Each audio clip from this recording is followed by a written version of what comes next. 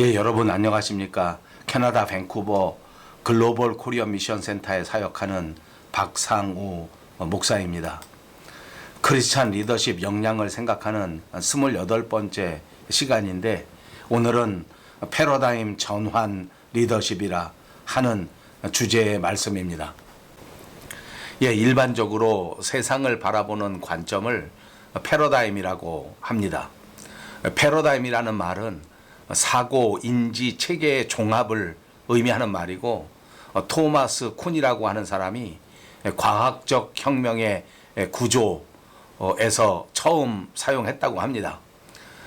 우리는 세상을 볼 때 세상에 있는 그대로 바라보는 것이 아니고, 각자 자기 자신의 경험에 따라서 또 자기 자신의 느낌에 따라서 세상을 보게 됩니다.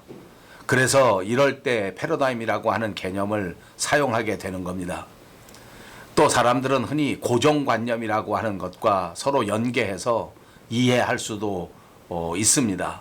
고정화된 패러다임, 그것이 그 사람의 행동을 좌우하고 또 그 사람의 태도를 결정하기도 하면서 또 성격을 형성하기도 하는 것입니다. 물론 그 반대로 행동이나 태도를 통해서 또 어떤 경험을 통해서 패러다임이 형성되기도 합니다. 의식적으로나 또는 무의식적으로나 한 사람에게 고착화됨으로써 그 사람의 모든 관점을 결정해 버립니다. 그러므로 우리에게 일어나고 있는 우리 삶의 모든 문제의 해결은, 그 열쇠는 바로 패러다임의 전환에 있다, 이렇게 말씀드려도 과언이 아닐 겁니다. 과연 오늘 이 시대의 우리 목회 리더십은 하나님이 원하시는 그런 방향으로 우리의 사역을 감당하고 있는가? 정말 하나님이 원하시는 그 목표를 향해서 우리가 맡은 사역지에서 다른 사람들을 우리가 인도하고 있는가? 아니면 거꾸로 그 교회에 소속된 모든 사람들의 그 소원과 그 사람들의 필요와 그 사람들의 성취를 도와주는 어떤 의미에서 영적 매개자에 불과한 것 아닌가 하는 질문을 스스로 해볼 필요가 있다고 생각합니다. 영적 리더십의 역할을 감당하지 못한 채 영적 매개자의 역할에 있다고 하면, 그런 자리에 있으면서도 스스로 질문하지 못하고 스스로 그 패러다임의 전환을 이뤄내지 못하고 그냥 자기 스스로가 하나님의 종이라고 스스로 합리화해버린다고 하면, 그런 리더십에는 그야말로 희망을 찾아볼 수가 없습니다. 그러나 안타깝게도 오늘날 많은 리더십들이 이런 모습을 보이고 있다고 하는 것이 슬픈 현실이라고 생각합니다. 그런 의미에서 우리는 패러다임의 전환이 시급합니다. 가장 먼저 생각할 것은 하나님 나라의 비전을 다시 한번 재조명하는 일입니다. 오늘날 교회가 교회다움을 잃어버리고 세상 사회로부터 불신을 받고 비판을 받게 된 그 중요한 이유는 교회가 교회다움을 잃어버리고 아름다운 하나님의 나라를 향한 비전을 다 상실해 버렸기 때문입니다. 교회가 다시 사람들에게 매력을 주고 희망을 줄 수 있기 위해서는 이 패러다임의 전환을 통해서 잃어버린 하나님 나라에 대한 비전을 다시 회복해야 할 줄로 믿습니다. 예수님께서 이 땅에 오셔서 하신 사역도 하나님의 나라를 선포하는 것으로 시작하셨습니다. 예수님은 하나님의 나라를 위해서 사셨고 그 나라를 위해서 십자가를 지셨고 그 하나님의 나라를 위해서 죽으셨고 또 부활하셨습니다.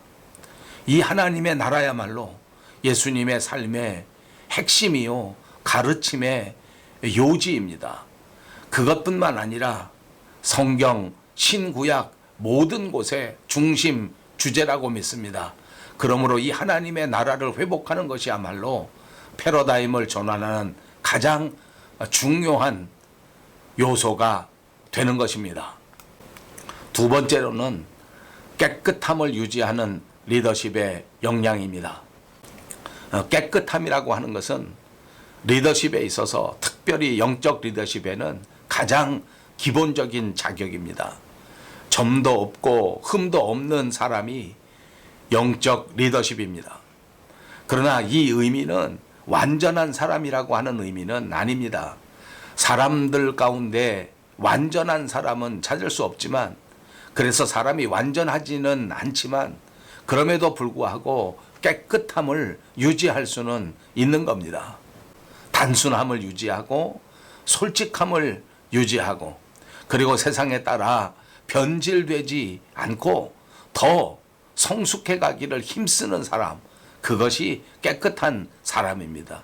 그 어떤 세속적인 욕심도 내려놓고 세상적인 야망이나 허영이 끼어들지 못하도록 늘 깨끗함을 지켜갈 수 있는 리더십들이 다 되시기를 바랍니다. 세 번째로는 용서하는 리더십 역량입니다. 예수님은 완벽한 리더십이셨습니다. 그럼에도 불구하고 그 예수님도 배신을 당하셨습니다. 가룟 유다가 배반하지 않았습니까? 12명의 제자들도 예수님에게 많은 상처를 주었습니다.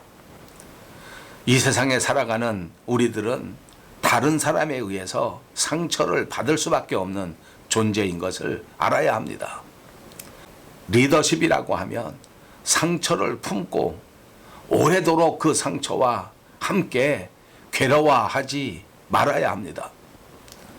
만일 상처 때문에 괴로움이 계속될 수 있도록, 또 그 괴로움이 더 커져버리도록 그렇게 방치해 둔다고 하면 결국 하나님을 향한 우리의 마음, 그리고 세상을 향한 우리의 마음이 병들게 되는 것입니다.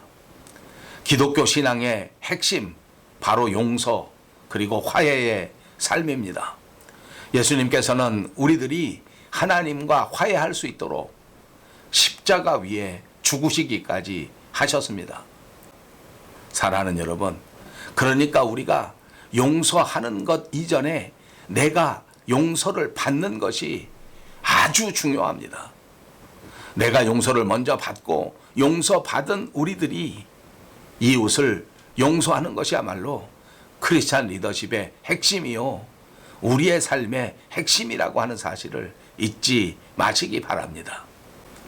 마지막 네 번째를 말씀드리면 성장하는 리더십 역량입니다.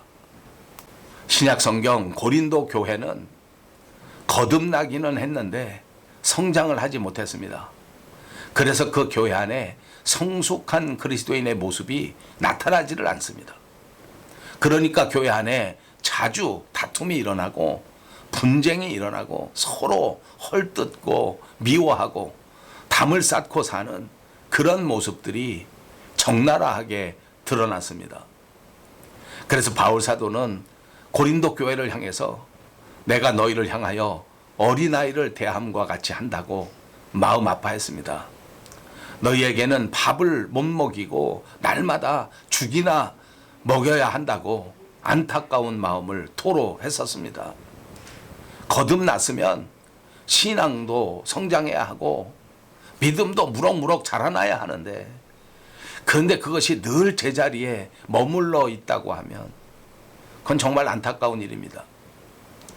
목마른 사슴이 시냇물을 갈망하듯이 여러분, 목마른 사람이 우물을 팝니다.